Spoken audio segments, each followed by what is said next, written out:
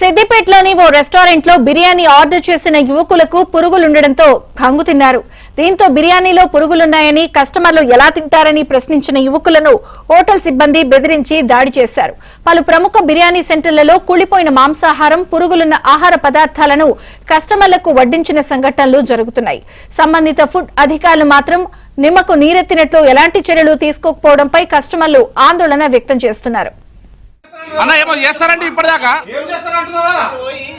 అన్న ఏమో అంటే ఇప్పుడు మాట్లాడే ఒకసారి ఏం చేస్తారంటే ఒకసారి మాట్లాడు ఇప్పుడు అంటే కదా పురుగులు వచ్చినాయని చెప్తే మళ్ళీ దాడికి పాల్పడతారు.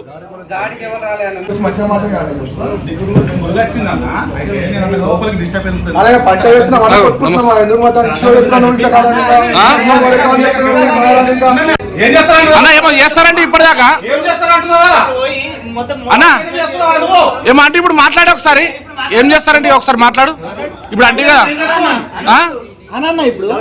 పురుగులు వచ్చినాయని చెప్తే మళ్ళీ దాడికి పాల్పడతారు.